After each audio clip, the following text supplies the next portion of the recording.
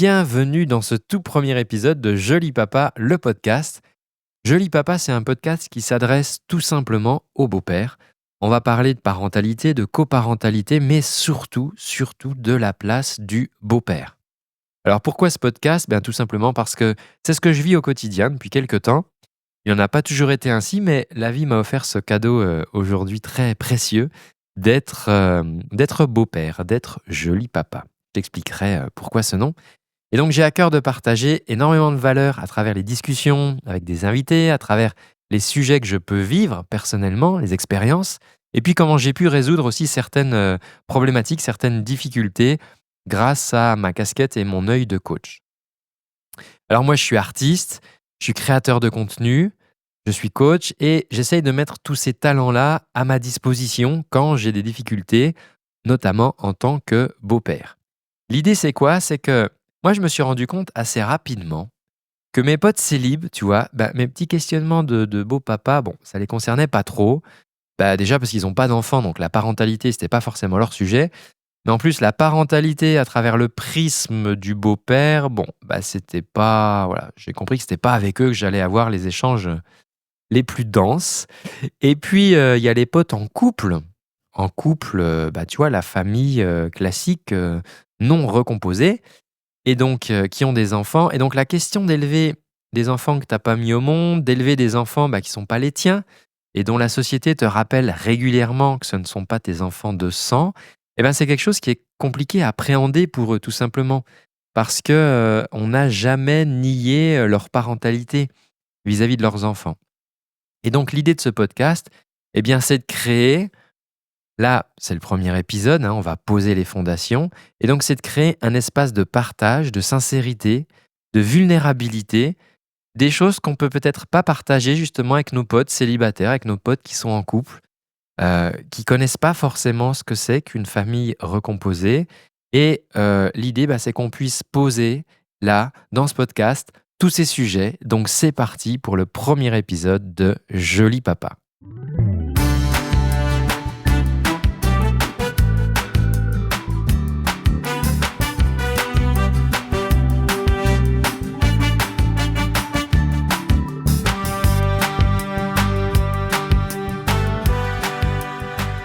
Alors déjà, ce que je voulais te dire, c'est que, des fois je vais fourcher, c'est possible.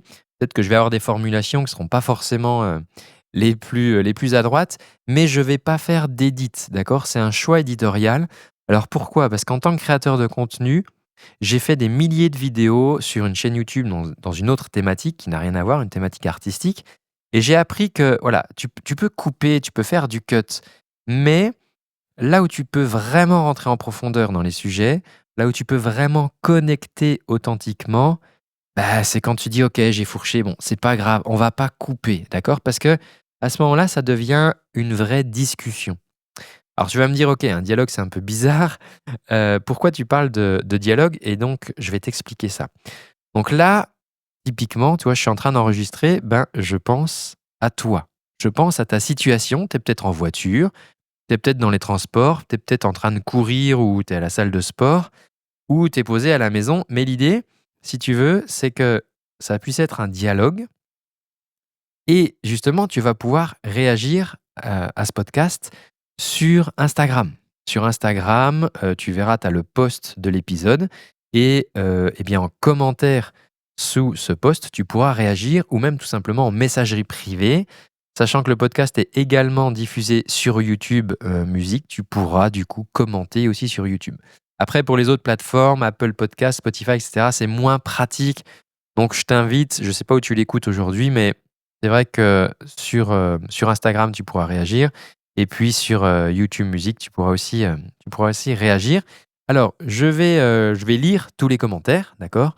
Je vais y répondre. Et puis, ça sera aussi autant de matière de réflexion pour nourrir aussi les prochains épisodes, pour vraiment apporter un maximum de valeur. Donc, tu l'as compris, l'idée, c'est que à travers les plateformes, ça va pouvoir être un dialogue puisque tu vas pouvoir réagir. Mais le deuxième sens du dialogue, c'est qu'il va y avoir des invités. Donc, je ne vais pas toujours être seul. Et d'ailleurs, tu peux me contacter si tu veux participer à ce podcast, si tu as une expérience de beau papa à partager. Donc, j'ai identifié 2 types d'invités. Le premier type, ce sont les invités que j'inviterai pour leur singularité. C'est-à-dire qu'ils vivent une expérience particulière de belle paternité. L'idée, c'est que, je sais pas, par exemple, tu es une personne, tu es devenu beau-père, mais avant même la naissance de l'enfant, par exemple. Tu vois, quand tu as rencontré la maman, elle était déjà enceinte. Ou alors, tu t'es mis en couple avec quelqu'un qui avait des enfants, mais ils étaient déjà partis de la maison. Et donc, tiens, comment ça a été intéressant. Est-ce qu'à un moment, tu es devenu leur beau-père ou pas? Est-ce que tu as noué des liens? Comment ça s'est passé? Et donc ça, c'est vraiment ce qui va faire la richesse des échanges, hein. C'est de montrer qu'il n'y a pas un modèle unique de famille, qu'il n'y a pas un modèle unique de paternité et de belle paternité. Donc, cette parentalité épanouie, elle peut prendre plein de formes. Et la singularité, justement, de mes invités va montrer ça et va nous permettre de partager plein, plein, plein d'expériences à ce sujet. Et puis, le deuxième type d'invité, ça va être d'inviter des personnes qui ont une certaine forme de notoriété. Pourquoi? Parce que déjà, le sujet de la belle paternité, c'est pas un sujet qu'elles partagent avec leurs audiences. Elles ont plutôt l'habitude de partager dans leur thématique. Je sais pas si c'est des personnes qui ont une chaîne YouTube, par exemple, sur le sport ou sur l'entrepreneuriat. Donc, l'idée, c'est de les emmener aussi sur cette sphère plus intime. Et aussi parce que le fait qu'ils aient déjà une audience, ça va aussi amplifier finalement la parole de ce sujet de manière à ce que la place du beau-père dans notre société, la vision qu'on peut en avoir, elle puisse évoluer. Et donc, ce projet Joli Papa, il est vraiment au service des beaux-pères. C'est pour ça que je trouve ça intéressant de faire aussi grandir cette parole à travers le partage de personnes qui ont déjà une forme de notoriété sur les réseaux sociaux notamment. Alors tu sais, des fois, je vois des amis qui me disent ah oui, famille recomposée, ouais, ok. Toi, du genre, ouais, non, ça, c'est une famille, c'est la Ligue B, quoi, tu vois. Toi, il y a la Ligue A, famille de Ligue A, ça, c'est la famille de sang, puis tu as la famille recomposée. Toi, déjà, ça veut dire qu'il y a eu des échecs avant. Bon, mais moi, au quotidien, c'est absolument pas ce que je vis. La famille recomposée, c'est une famille de Ligue A. Et toi, c'est juste un petit exemple là, que je veux te montrer de cette classification qu'on peut, qu'on peut rencontrer tous les jours. Et donc, c'est le but de ce podcast, c'est de pouvoir faire avancer ces sujets-là. Alors, je me suis fixé un petit défi. D'ailleurs, je vais te le partager tout de suite pour ce premier épisode. C'est d'avoir pour les 100 prochains jours de 2025, les 100 premiers jours de 2025, d'avoir 100 conversations avec des beaux-pères. Donc, si tu es beau-père, n'hésite pas à m'envoyer un message, qu'on se cale un petit appel, 30-45 minutes, voilà, pour échanger, d'accord? Pour échanger. Et tu verras déjà juste d'échanger sur ce sujet-là que tu partages peut-être pas avec tes potes, ça va peut-être te permettre de clarifier, de poser des mots sur des situations que tu vis. Et moi, de pouvoir échanger avec toi et d'interagir et de nourrir aussi cette réflexion pour vraiment, si tu veux, aussi qu'on puisse, à travers ce podcast, faire évoluer la manière dont la société voit les choses. Voilà, petite parenthèse. N'hésite pas à me contacter si tu te sens qu'on a une petite conversation. C'est vraiment un échange libre, voilà, pour parler de nos expériences de beau-père ensemble. Alors, comment c'est venu ce nom de Joli Papa? Faut peut-être que je t'explique les choses, hein. On va rentrer dans le vif du sujet. Donc tu sais, il y a la société qui explique les choses, qui a une certaine norme. D'ailleurs, il y a des livres pour les enfants sur la famille, etc. Et donc moi, quand je suis rentré dans la vie des enfants, ils étaient assez jeunes, hein, 3 et 5 ans. Et je me suis rendu compte assez rapidement que eux ne vivaient pas la vie à travers ce que la société peut leur expliquer, mais à travers leur ressenti. Et à cet âge-là, ils ne se posent pas les mêmes questions que nous. Enfin, c'est-à-dire qu'ils ressentent beaucoup plus les choses. Et, et donc, je commence à prendre une place auprès d'eux, hein, au fil des alternances de garde, puisque donc, ils sont en garde alternée avec leur papa biologique. Et je vois en fait pointer une petite distorsion en fait entre ce qu'ils ressentent au quotidien et ce, ce que la société, ou en tout cas ce qu'ils entendent dans la bouche des adultes. Un petit exemple très éloquent de cela, la grande, donc 5 ans, pour la fête des pères à l'école, fait un dessin, ils disent on va faire des dessins pour la fête des pères, et il se trouve que donc elle fait un premier dessin et elle a l'élan d'en faire un deuxième. Et là, l'adulte qui était là, alors je sais plus si c'était la maîtresse, sa remplaçante ou l'ATSEM, mais l'adulte qui était là lui dit: «Bah non, tu peux pas, c'est la fête des papas, ton papa, tu en as qu'un seul en fait, donc il y a qu'un seul dessin». Et elle était toute, toute penaude le soir, quand je l'ai cherchée à l'école, elle dit: «Bah, j'aurais bien voulu te faire un dessin, mais bon voilà, j'en ai fait un pour mon papa, mais bon, on m'a dit que je pouvais pas». Et là, je me suis dit: «Waouh!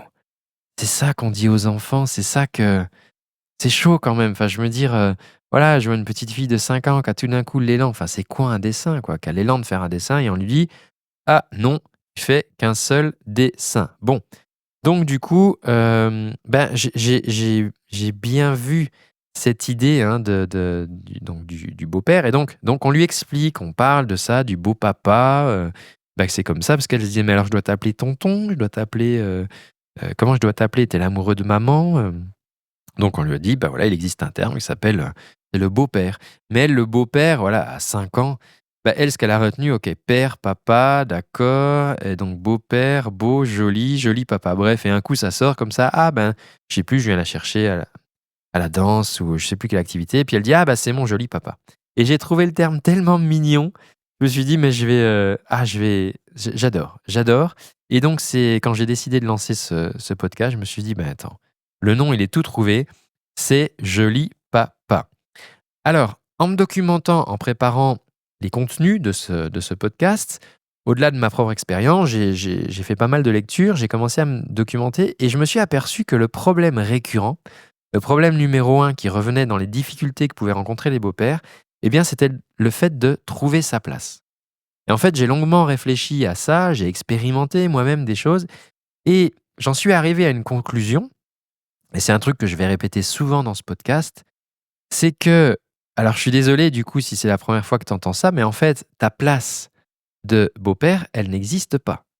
C'est tout simplement pas marqué dans l'arbre généalogique, tu vois? C'est pas il y a pas une petite case pour les beaux-pères, il y a pas de petite case sur les formulaires, CERFA, il y a pas, voilà, ça n'existe pas en fait. Cette place-là n'existe pas. Donc si toi tu cherches ta place de beau-père, bah, en fait, tu es le gars qui a acheté, au cinéma la place 13A, sauf qu'en fait, dans le cinéma, tu vois, il y a que 12 rangées. La rangée 13, elle n'existe pas et donc tu cherches cette place désespérément qui n'existe pas et par contre, ce que je voudrais te dire, c'est que cette place, vu qu'elle n'existe pas, bah, ça va être à toi de la créer et ça, c'est génial parce que si c'est à toi de créer ta place, tu vas pouvoir te la créer sur mesure. En fait, strictement à la hauteur de la place que tu veux avoir, dans la place que tu veux prendre, dans cette famille recomposée auprès des enfants et ça, je dirais, c'est à chacun de régler le curseur, d'accord? Donc tu vas initier quelque chose et donc au début, tu vas peut-être venir avec ta petite chaise de camping, tu vois? Comme ça, là, au bout de la table. «Ah, il y a pas de place, bon, bah, je prends ma petite chaise de camping» et puis petit à petit, on va rajouter un siège. Évidemment, c'est une image.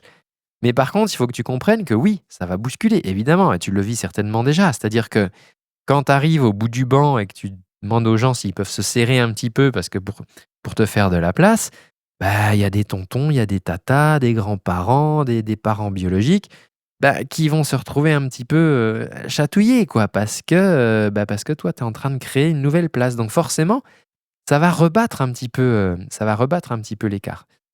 Mais Hem, cette place, elle va être belle parce que tu vas vraiment pouvoir la créer sur mesure. Parce qu'on ne devient pas beau-père comme ça, en fait. C'est pas quelque chose qu'on décrète. Je veux dire, un père biologique, à partir du moment où à la naissance, il va reconnaître son enfant, voilà, de facto, il est devenu papa et ça sera jamais, cette revendication ne sera jamais, aliénée, quoi. On pourra jamais revenir contre ça. Par contre, beau-père, ça marche pas comme ça. C'est pas parce que tu es rentré dans la vie de ta ou de ton partenaire que tout d'un coup, tu es devenu le beau-père. Non, ça fonctionne pas comme ça, il va falloir le devenir, d'accord? Ça se décrète pas et moi ma vision autour de ça, c'est que, alors toi je parle de belle paternité, on manque de mots, hein, et justement je pense que on va définir des mots, ensemble. C'est que finalement, cette place que tu peux prendre de coparent, pour moi, c'est vraiment au bénéfice des enfants. Parce que c'est quoi la différence entre un couple et une famille? Bah, c'est justement cette notion qu'il y a des enfants qu'on va élever qu'on va coélever, donc que tu vas coélever avec leur maman et que tu vas coélever aussi avec leurs parents, leur père biologique. Et donc, cette famille recomposée, bah, c'est une grande famille, voilà, qui est un peu plus grande que la famille non recomposée. Et vraiment, je pense que si tu rencontres aujourd'hui des difficultés, s'il y a de la friction, s'il y a des trucs, l'idée c'est de se dire: «OK, mais comment est-ce que tout ça, c'est au service des enfants ou pas?» D'accord? Et ça, ça va vraiment être très puissant qu'on puisse parler de ça. Je te partagerai un épisode d'ailleurs qui s'appellera 1 + 1 = 3 parce que, toi, c'est l'inverse d'opposer les choses. Si j'oppose les choses, ce qui est très facile, hein, d'autant plus s'il y a eu, précédemment une séparation conflictuelle. Si j'oppose les choses, c'est-à-dire: «Ah oui, alors quand ils sont chez leur père, c'est comme ça, mais quand ils sont chez nous, c'est comme ça. Donc il y a un vrai papa, il y a un faux papa». Ben, tu vois, ça, en fait, on oppose les choses et en fait, ça divise les choses. C'est-à-dire que les enfants, au lieu d'avoir un d'un côté, un de l'autre, bah, en fait, ils ont plus que 0,5. Parce que quand ils sont chez toi, bah, voilà, ils ont cette loyauté vis-à-vis de leur père, biologique et puis, quand ils sont chez lui, bah, il y a aussi cette part de toi peut-être qui peut leur manquer et donc ils ont que la moitié. Alors qu'à partir du moment où on se dit: «OK, je décide que 1 + 1 = 3», eh bien, on voit qu'on est tous co-contributeurs à l'éducation et au fait d'élever les enfants. Et ça va créer des choses beaucoup plus grandes, beaucoup plus belles. On parlera, hein, de la force de l'intention dans un épisode, de quelle intention tu mets justement dans ton rôle de beau-père et dans cette place que tu vas créer. Parce que sans intention, il y a pas de destination. Et donc ça va vraiment être important de, voilà, de parler de ces sujets. Alors moi, il y a des sujets, hein, sur lesquels je bute encore, c'est clair. Il y aura des sujets sur lesquels je buterai. Il y a des sujets sur lesquels j'ai buté, mais que j'ai pu transformer en utilisant, ma créativité d'artiste, en utilisant, mes compétences de coach. Voilà et moi-même, hein, je me fais accompagner, je me fais coacher toutes les semaines et ce sujet revient, peut-être à un coaching sur 2. Donc ça me permet de trouver des solutions, ça me permet de comprendre aussi beaucoup de choses sur moi, sur quoi je peux lâcher, sur quoi j'ai envie de tenir et tout d'un coup, ça devient beaucoup plus fluide et donc, ben, à travers ce podcast, voilà, on va pouvoir, échanger et justement, je pense que c'est peut-être le bon moment maintenant pour que je te partage, eh bien, quelles sont mes intentions sur ce podcast.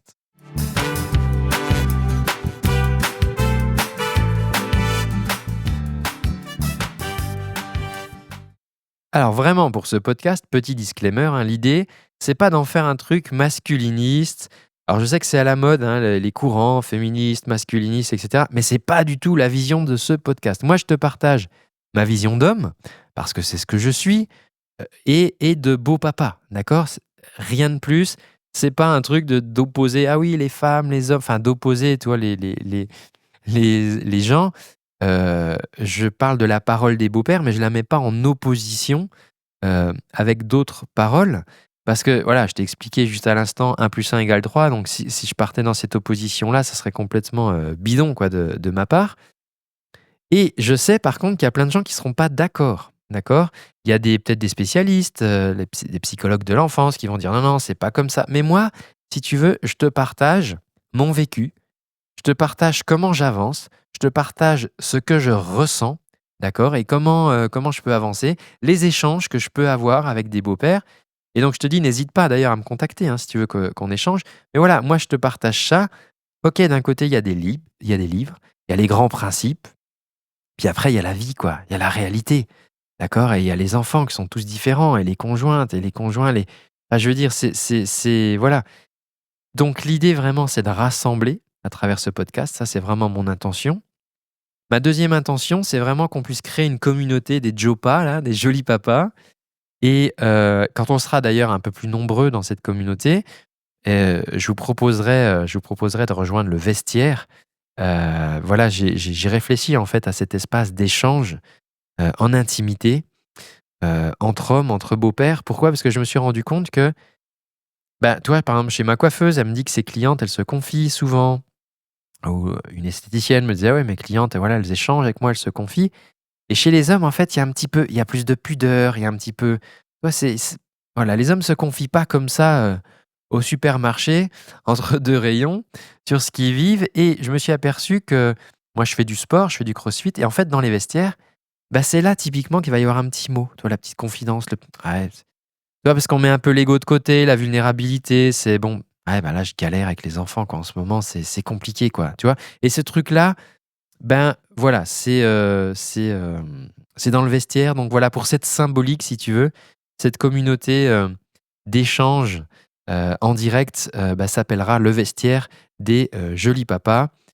Donc voilà, ça c'est autre chose, d'accord? On pourra vraiment échanger encore plus, avec beaucoup plus de proximité qu'à travers ce podcast.